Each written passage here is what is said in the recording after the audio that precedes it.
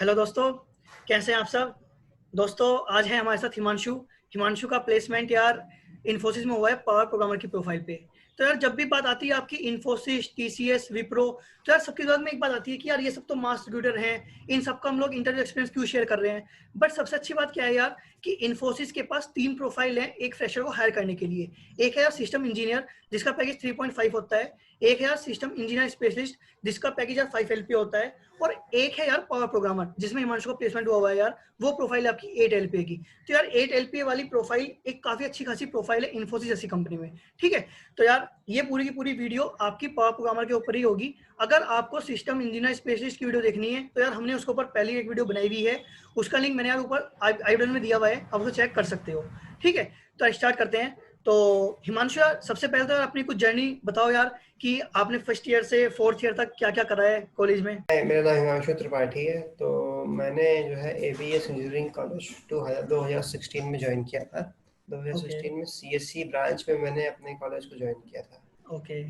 तो first year में तो सबका फर्स्ट ईयर एक जर्नल सा होता है केटीयू में, जिसमें बिल्कुल। सब कुछ पास सब्जेक्ट पढ़ने पड़ते हैं, फिजिक्स केमिस्ट्री मैथ्स एक्सेट्रा। या तो सही वही सही मेरे बात है। साथ भी था, मैं भी अपने सारे मतलब वही सब सब्जेक्ट पढ़ता था। और उसके साथ साथ कंप्यूटर साइंस से मुझे बहुत ही ज़्यादा लगाव था कंप्यूटर साइंस से। Okay okay. जैसे कि मुझे नई नई टेक्नोलॉजी को जानने में ज़्यादा इंटरेस्ट था, और उससे क्या क्या कर सकते हैं उस समय काफ़ी मुझे फैसिनेटिंग लगता था उस समय। या तो मुझे क्या लगता था कि मैं जो है कई सारी प्रोग्रामिंग लैंग्वेज सीख लूँ, तो ओके शायद मेरा अच्छी जगह कहीं प्लेसमेंट हो जाए, एक अच्छा प्लेसमेंट हो जाए। ओके। क्योंकि कॉलेज का एवरेज वही 3.5 लोग बताया करते थे, तो काफ़ी बिल्कुल। मतलब उसमें उस उस समय की सैलरी बात पे है। नहीं जाना चाहता था। या हाँ, बिल्कुल। नहीं जाना चाहता था मैं। तो फिर वही फर्स्ट ईयर में मैं यही सब प्रोग्रामिंग कॉम्पिटिशन्स में पार्ट लेने की मैंने कोशिश की, तो उसमें मुझे ज़्यादा आता तो था नहीं।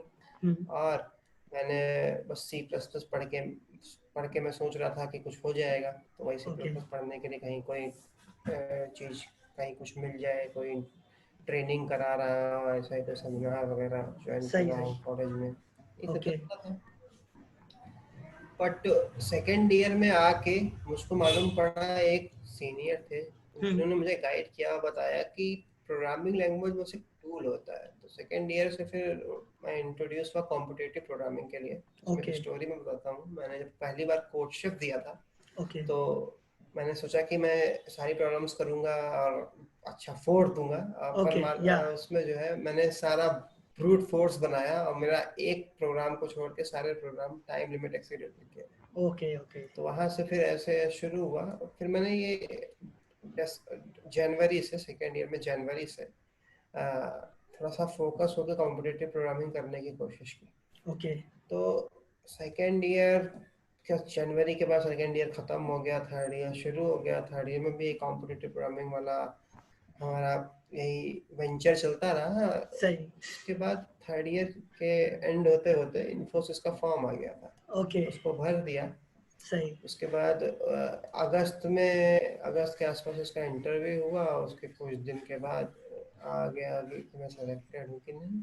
Okay okay okay. उसके बाद फिर मैंने थर्ड ईयर के एंड में मैंने कुछ प्रोजेक्ट्स वगैरह भी बनाने शुरू कर दिए थे। ओके मुझे काफ़ी लिनक्स में इंटरेस्ट है, कर्नल डेवलपमेंट में इंटरेस्ट है। तो मैंने ओके उस फील्ड को एक्सप्लोर करना शुरू किया है थोड़ा बहुत, ओके और अभी भी कर रहा हूँ उसी को। तो ये है मेरी पूरी फोर्थ ईयर की जर्नी, फोर्थ ओके ईयर तक की जर्नी। Okay okay. तो हिमांशु यार जैसे मतलब तुम्हारा इन्फोसिस में प्लेसमेंट हुआ है, तो सबसे पहले तो यार ये बताओ कि जो तुम्हें इन्फोसिस वाली अपॉर्चुनिटी मिली थी वो कैसे मिली थी, और उसमें कितने आपके डिफरेंट अलग अलग राउंड्स हुए हैं। तो जो इन्फोसिस का राउंड्स होते हैं, तो उसमें अपॉर्चुनिटी पाने के लिए आप दो तरह से आप उसकी अपॉर्चुनिटी पा सकते हैं, ठीक है। ओके एक होता है उसमें इन्फोसिस का हैक विद इन्फी। ओके। अगर आप हैक विद इन्फी देते हो, और हम्म। उसमें आप शायद मैंने तो 2 राउंड दिए थे हैक विद इन्फी के। तो ओके। उसमें आप जैसा परफॉर्म करते हो, तो आप उससे आपको एक इन्फोसिस की अपॉर्चुनिटी मिलती है, बिल्कुल ठीक सही है। बात। उसके बाद इन्फोसिस का एक सर्टिफिकेशन प्रोग्राम होता है, ओके ठीक है। इन्फोसिस का सर्टिफिकेशन प्रोग्राम, तो भी आपको एक इंटरव्यू और मिल सकती है आगे, मतलब उसकी पावर प्रोग्रामर की। Okay so this is about Infosys and आपको कैसे अपॉर्चुनिटी मिलेगी। जब आपको अपॉर्चुनिटी मिल जाती है तो फिर मेरा इंटरव्यू हुआ था, मुझे बुलाया गया था इंटरव्यू के लिए, तो मुझे बिल्कुल। दोनों से अपॉर्चुनिटी मिल गई थी, सर्टिफिकेशन वाले से भी और हैकोडेंफी वाले से भी। ओके ओके तो फिर वहाँ पे जाके मेरा 2 दिन में इंटरव्यू हुआ था। पहले दिन तो उन्होंने हमको बैठाए रखा, फिर ओके अगले दिन मेरे राउंड हुए। उस राउंड में उन्होंने क्वेश्चंस पूछे कुछ, उसके बाद एक एचआर का इंटरव्यू हुआ और ओके उसके बाद उन्होंने हमको जाने दिया। ये ओके तो ओके था मेरा पावर प्रोग्रामर का इंटरव्यू। पर ओके। जब आप सर्टिफिकेशन क्लियर करते हो, बिल्कुल। सर्टिफिकेशन में आपका जब रिजल्ट आ जाता है, ओके तो उसके बाद भी आपका एक इंटरव्यू होता है। वो इंटरव्यू होता है, पर्सनल इंटरव्यू होता है इन्फोसिस के किसी मेंबर की तरफ से ओके और आपका बीच में। वो आपका पीआई की तरह होता है, उसमें वो आपसे कुछ जनरल चीजें पूछता है और ओके आपको ओवरऑल जज करने की कोशिश करता है। इस पे आपको बेसिक 3.5 की जॉब मिलती है। ओके ओके ओके ओके तो ये है पूरा एक्सपीरियंस। ओके उसके ओके ओके। बाद यही है पूरा। ठीक ठीक ठीक। तो जैसे यार इन तुमने पावर प्रोग्रामर का इंटरव्यू दिया है, तो उसके इंटरव्यू में किस तरह के क्वेश्चन पूछे जाते हैं? मतलब किस तरह की कोडिंग बच्चे को आनी चाहिए, या प्रोजेक्ट पर ज्यादा ध्यान देते हैं वे लोग, या कुछ इस बारे में बताओ। पूरा मोटिव होता है बच्चे की प्रॉब्लम सॉल्विंग एबिलिटी चेक करना, या ओके या बच्चे की हेड ऑन टैकल करने की एबिलिटी चेक करना। तो ओके जैसे कि पावर प्रॉब्लम सॉल्विंग की एबिलिटी पावर प्रोग्रामर में सबसे ज्यादा चेक की जाती है। तो ओके अगर पावर प्रोग्रामर में मुझसे क्या पूछा, मेरा मैक्सिमम जो है एल्गोरिथमिक कोडिंग वाला क्वेश्चन इंटरव्यू हुआ था। ओके तो उसमें मुझसे जो सिंपल चीज पूछी गई थी, वो मुझसे कुछ क्वेश्चंस पूछे गए थे डैक्स्ट्रा के, कुछ ओके क्वेश्चन डायनामिक प्रोग्रामिंग के। ओके। एग्जैक्टली बताऊं तो मुझसे 2 क्वेश्चन पूछे गए थे डैक्स्ट्रा के, और हम्म। 2 क्वेश्चन या 3 क्वेश्चन पूछे, हाँ 3 क्वेश्चन पूछे गए थे मुझसे डायनामिक प्रोग्रामिंग के। Okay okay okay. तो ये है इन्फोसिस का पावर प्रोग्रामर का पूरा इंटरव्यू का एक्सपीरियंस। उसके बाद एक एचआर इंटरव्यू होता है, हम्म। और एचआर इंटरव्यू में अब यहाँ पर से वेरिएशन आता है। कुछ कुछ बच्चों का ये एल्गोरिथमिक इंटरव्यू होने के बाद उनको प्रोजेक्ट इंटरव्यू भी होता है।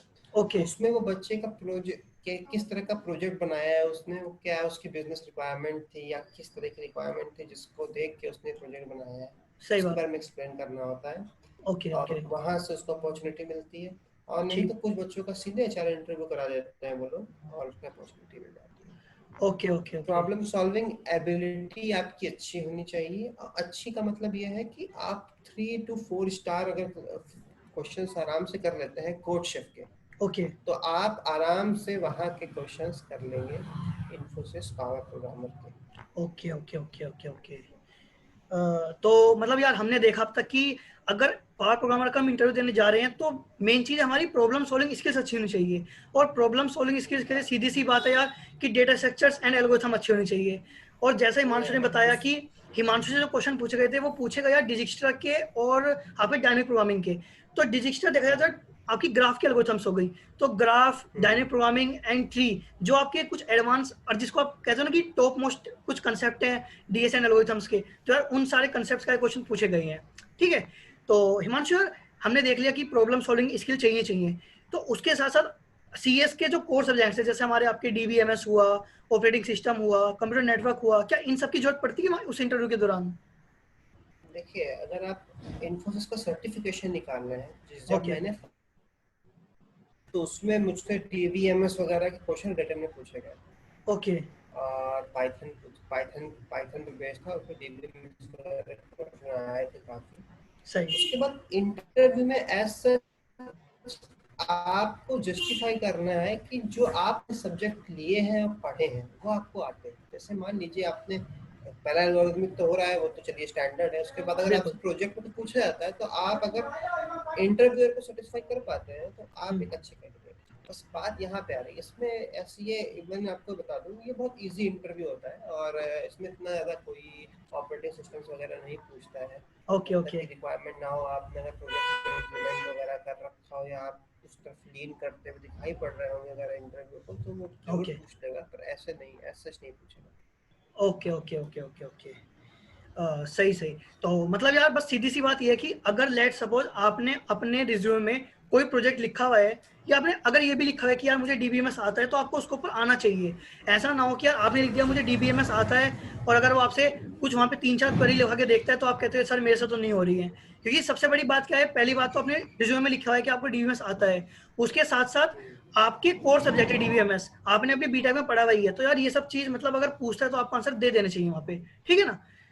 और बिल्कुल बिल्कुल, तो यार मतलब अगर मैं बिल्कुल एक एडवाइस की बात करूँ तो आप मतलब जूनियर्स को क्या एडवाइस देना चाहोगे, जो बच्चे अब इंटरव्यू देने वाले हैं पावर प्रोग्रामर का और एसईएस का, उनके लिए क्या एडवाइस है यार? एडवाइस तो सिंपल है कि एक तो ये आपको अपने को बिल्कुल चिल रखना है, ठीक है। ओके, उसके बाद आप जो रेज्यूमे में लिखो, बिल्कुल आखिरी में मतलब जैसे आपने वर्क एक्सपीरियंस में कुछ लिख दिया या आपने प्रोजेक्ट में कुछ लिख दिया, तो आप सही। उसको सेटिस्फाई करवाओ इन केस क्वेश्चन आ जाता है। ओके और प्रॉब्लम सॉल्विंग स्किल्स में आप ग्राफ वगैरह की बेसिक एल्गोरिथम्स उनका इम्प्लीमेंटेशन करके जाओ। ओके रिमेंबर ओके, कि आपको ये प्रॉब्लम सॉल्विंग एबिलिटी बहुत दूर तक ले जाएगी, और सीएस बिल्कुल में से प्रॉब्लम सॉल्विंग एबिलिटी ही मैटर करती है। सही बात है, बिल्कुल तो आप बस इस पे फोकस करो, बिल्कुल। क्योंकि और सबसे अच्छा रहेगा आपके लिए। Okay okay okay. तो हिमांशु मतलब आपको क्या लगता है कि जो पावर प्रोग्रामर की प्रोफाइल है वो सिस्टम इंजीनियर और सिस्टम इंजीनियर स्पेशलिस्ट से कैसे अलग है प्रोफाइल वो? जब ये मैंने इन्फोसिस के अंदर से मैंने सुना है कि पावर प्रोग्रामर्स और एससीएस, या इन दोनों को ही अभी के लिए ट्रेन किया जाता है वेब डेवलपर बनने के लिए। ओके तो एज सच इनमें डिफरेंस कोई नहीं है। ये है कि ट्रेनिंग का एक्सटेंट अलग हो सकता है, बिल्कुल। कुछ प्रोजेक्ट्स अलग हो सकते हैं, ओके ओके बट ज्यादा कोई डिफरेंस नहीं है दोनों प्रोफाइल्स में। Okay okay okay okay okay okay, सही सही सही। तो यार जो हिमांशु ने अपना पूरा पूरा एक्सपीरियंस शेयर करा है, वो हिमांशु ने कराया है अपना पावर प्रोग्रामर का, जो उन्होंने हैक विद इन्फी के थ्रू इंटरव्यू दिया था। हमने ऑलरेडी यार एक, आपको पता होगा कि एक पावर प्रोग्रामर का इंटरव्यू होता है जो कि ऑन साइट होता है, मतलब अगर आप हैक विद इन्फी के सेकंड राउंड में टॉप 100 में आते हो तो आपको इन्फोसिस वाले यार या तो वे पुणे बुलाते हैं अपने कैंपस में, या फिर कहीं भी बुलाते हैं, वहां पर एक उनका हैकेथॉन कुछ कंपटीशन होता है, और उसके साथ साथ वहां पर भी वे आप एक इंटरव्यू लेते हैं। अगर आपने वो इंटरव्यू क्लियर करी है, जब भी आपको पावर प्रोग्रामर की प्रोफाइल मिल सकती है। तो यार उसके लिए हम ना वो वाला एक्सपीरियंस, ऑन साइट एक्सपीरियंस हमने ऑलरेडी अपना शेयर करा हुआ है टेलीग्राम ग्रुप पर। तो यार टेलीग्राम का लिंक आपको डिस्क्रिप्शन में मिल जाएगा, आप उसको वहां से एक बार देख सकते हो, ठीक है। तो हिमांशु यार कोई और चीज जो आप शेयर करना चाहोगे यार अपने जूनियर्स के साथ? अपने जूनियर्स के साथ तो मैं यही शेयर करना चाहूँगा कि ये जो एकेडमिक बूस्टर चैनल है, इस पे हमारे भाई ने बहुत मेहनत कर रखी है, तो इसको तो लाइक सब्सक्राइब करें, ओके, और इस पे आपको हर चीज़ बड़ी कंसाइज में मिल जाएगी, तो इसको जरूर देखें। इवन मैं भी देखता हूँ कभी कभी, और काफ़ी इसमें नॉलेजेबल चीज़ें हैं। बिल्कुल बिल्कुल इसको सही। जरूर सब्सक्राइब करें और सपोर्ट करें हमारे भाई को। ओके ओके, थैंक यू यार हिमांशु। तो यार ये सब था हिमांशु का इंटरव्यू एक्सपीरियंस। तो यार अगर आपको कोई और ठीक है, क्वेरी हो ही जो आपको हिमांशु से पूछनी हो, तो यार मैं हिमांशु का आपको सोशल हैंडल मैं इसका यार डिस्क्रिप्शन बॉक्स में दे दूंगा, वहां पे आप हिमांशु से कांटेक्ट कर सकते हैं इजीली, ठीक है। तो यार उसकी कोई दिक्कत वाली बात नहीं है। अगर आपको कोई भी और आपके दिमाग में क्वेरी हो पावर प्रोग्रामर से रिलेटेड, तो आप इजीली उनसे कॉन्टैक्ट कर सकते हैं, ठीक है। तो यार मिलते हैं फिर किसी और वीडियो में, तो तब तक के लिए bye bye Himanshu. Bye everyone, bye. Bye.